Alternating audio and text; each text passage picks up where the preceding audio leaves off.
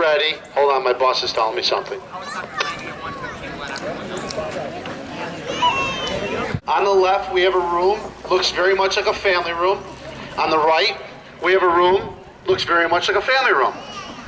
The only difference is one has a sprinkler and one doesn't. When we talk about fire prevention, there are many ways that we prepare in our own home. One is by having smoke detectors. The other is by having sprinklers. And through the years, they're finding that sprinklers help save lives just as smoke detectors help save lives.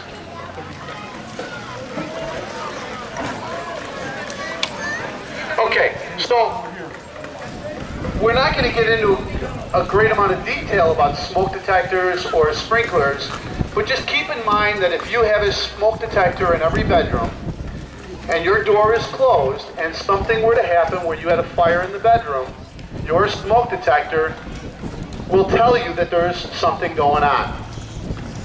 So that is the early detection. That's your early warning. So years ago, they used to tell you one smoke detector per floor. That's not the case anymore. My advice is one smoke detector per room. If one is good, 3 are better, 11 are great. So, you know, a lot of times when I do fire safety in the schools, the kids ask me how many I have. I have 11. I have one in every attic. I have one in every kid's bedroom. I have one in the laundry room, one in the basement, first floor, and the middle of the second floor. So it's always good to have that protection. And what you're going to see by this demonstration is how quickly fire builds. And without that smoke detection or without sprinklers, how your life would change as a result of a fire. So in a couple minutes,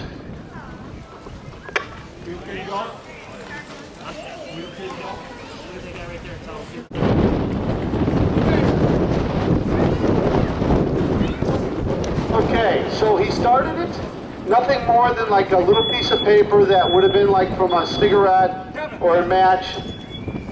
The smoke detector is already going off at 12 seconds. So from the time that he started to 12 seconds, you already have detection. This fire is no more than just a little campfire. Plenty of time for you to get out of a bedroom or a house. Now, you're going to see fire doubles its size every 30 to 60 seconds. When you have a house and you have a bedroom, you have 4 walls.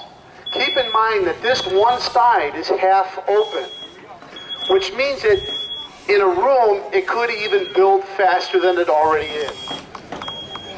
We are 54 seconds into the fire.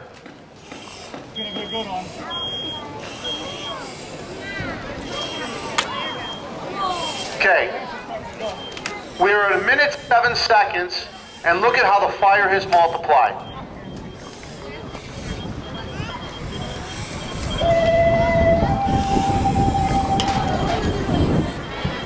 Think about how much heat and how much pressure when you start seeing things fall out.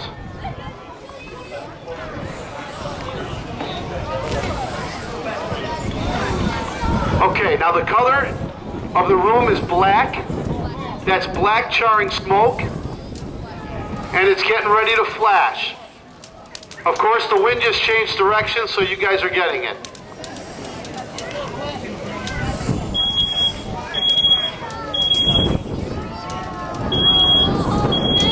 Okay, at this point we have flashover. Everything in the room has reached its ignition temperature. All right, Matt, go ahead and hit it down. Matt, go ahead.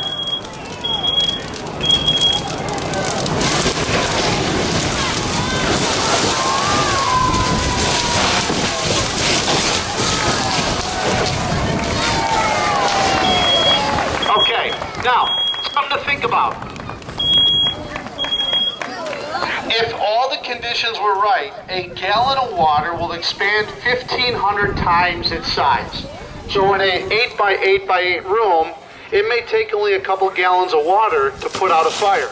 But there are other things that come into play, and that is, we have an open side, you might have an open window, there could be accelerants in a room. So, although it didn't take a lot, there was a lot of fire and a lot of heat. Okay, so that took less than 3 minutes to flash. The temperatures in that room reached over 2,000 degrees, and at the floor, up until the point where it flashed, it was about 100 degrees. So keep that in mind. Now, that was with no sprinkler. We're now going to light the other room and see what happens with a sprinkler. Let's go ahead and light it.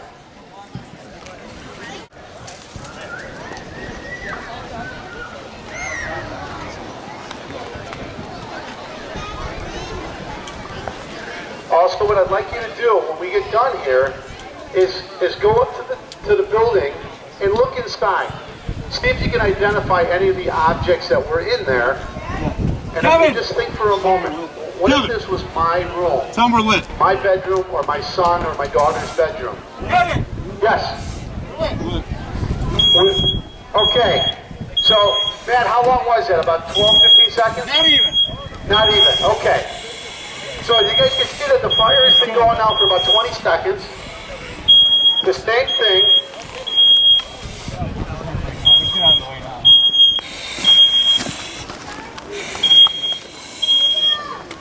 A sprinkler head may only keep the fire in check, but it will help contain the fire.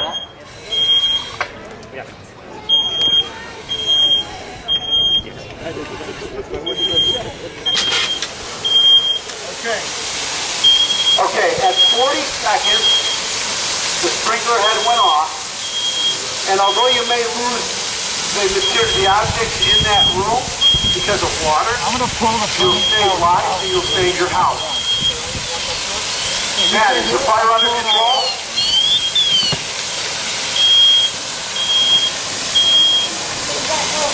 Okay, so what we have in there is just a little fire right now, and it's still the material that hasn't gotten wet yet, but it's not getting any bigger. And this would be your indication to get out of the house, to call 911, and make sure everybody is safe.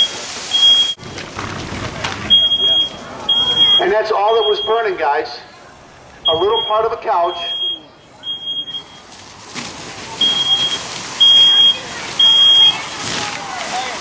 A little material in that couch will be good as new. That's going to go home with Mr. Nagy, and he'll put it back in his basement.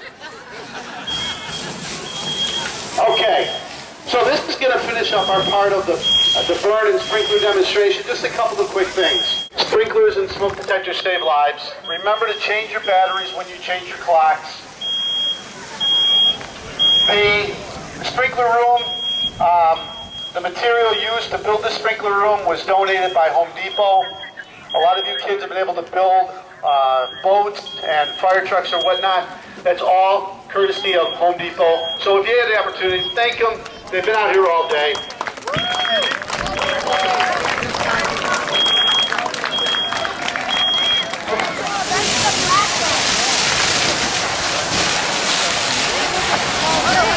All right, guys, not too close, guys. Hold on. Stay right back here, okay? So we're all done. Hey, look, hope you guys can take a look.